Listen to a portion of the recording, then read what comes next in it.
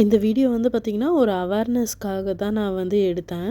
நான் வந்து கோல்டா இருந்துச்சுன்னு சொல்லிட்டு வேது பிடிச்சிட்ருக்கும்போது, கை தவறி தெரியாம அந்த மிஷின் வந்து பார்த்திங்கன்னா, டக்குன்னு சாஞ்சிருச்சு. சாஞ்ச உடனே தண்ணி ஃபுல்லா வந்து கால்ல கொட்டி கொப்பளம் வந்துருச்சு.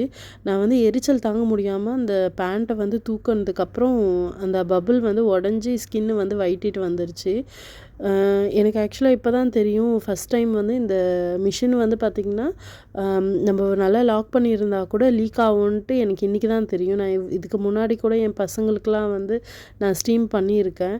பட் ஆனால் சரியாக நம்ம லாக் பண்ணல அப்படின்னா தான் வந்து அந்த மிஷின்லேருந்து தண்ணி லீக் ஆகும்ன்ட்டு நான் பார்த்துருக்கேன். பட் ஆனால் நல்லா லாக் பண்ணியிருந்தா கூட மிஷின் வந்து டக்குன்னு சாய்ஞ்சதுன்னா தண்ணி வந்து லீக் ஆகுன்றத நான் இன்றைக்கி தான் பார்த்தேன். இதே வந்து கொஞ்சம் பெரியவங்கன்றதுனால நான் வந்து வலியை தாங்கிக்கிட்டேன். பட் ஆனால் சின்ன பசங்களாக இருந்தாங்கன்னா கண்டிப்பாக அவங்களால இந்த எரிச்சலெல்லாம் வந்து தாங்கவே முடியாது. அந்தளவுக்கு வந்து எரிச்சல் இருந்துச்சு. டக்குன்னு என்ன பண்ணுறதுன்னும் தெரியல. அதுக்கப்புறமேட்டா நான் ஃபஸ்ட்டு அந்த எரிச்சலை அடக்கிறதுக்கு ஐஸ் க்யூப் தான் வைக்கணும்னு நினச்சேன்.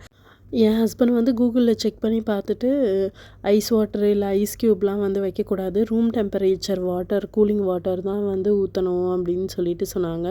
அதுக்கப்புறம் ஒரு 10 மினிட்ஸ் வந்து நான் மக்கில் தண்ணி பிடிச்சி பொறுமையாக வந்து ரூம் டெம்பரேச்சர் வாட்டர் தான் வந்து ஊற்றிட்டு இருந்தேன்.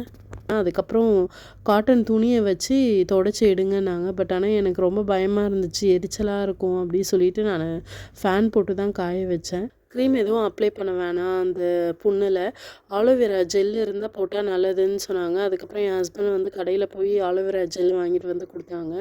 நான் வந்து அதை தான் அப்ளை பண்ணேன். இது வந்து ஃபஸ்ட் எய்ட் பண்ணிவிட்டு அதுக்கப்புறம் வந்து ஹாஸ்பிட்டல் போய் காமிக்கணும்.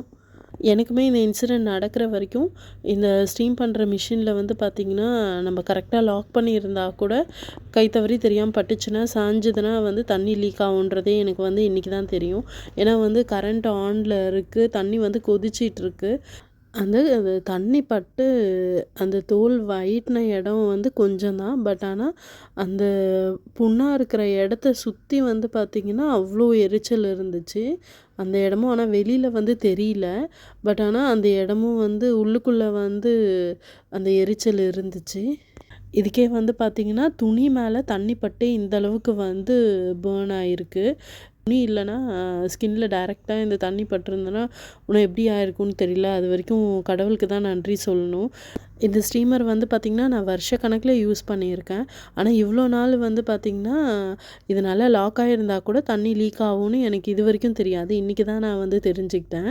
இப்போ பாருங்கள், நல்லா வந்து லாக் ஆகிருக்கு. நான் வந்து தூக்குனேன்னா அந்த ஸ்டீமர் மிஷினோட அடியில் இருக்க மிஷினோட வந்து அப்படியே மேலே வருது. ஸோ அந்தளவுக்கு வந்து நல்லா தான் லாக் ஆகிருக்கு. ஆனாலும் கீழே சாய்ச்ச உடனே பாருங்கள் தண்ணி வந்து எப்படி லீக் ஆகுது அப்படின்னு சொல்லிட்டு. இது வந்து ஜஸ்ட்டு நான் வீடியோக்காக எடுத்தேன், கோல்டு வாட்டர் ஊற்றி. என்னோடய ஸ்டீமரில் மட்டும்தான் இந்த மாதிரி நல்லா லாக் ஆகிருந்தாலும் கீழே சாய்ஞ்சதுன்னா தண்ணி லீக் ஆகுமா, இல்லை எல்லா ஸ்டீமர்லேயும் இந்த மாதிரி தண்ணி லீக் ஆகுமான்னு எனக்கு தெரியல. நான் நாளைக்கு தான் கடைக்கு போய் செக் பண்ணணும் எப்படி இருக்குது மற்ற ஸ்டீமருன்னு சொல்லிட்டு.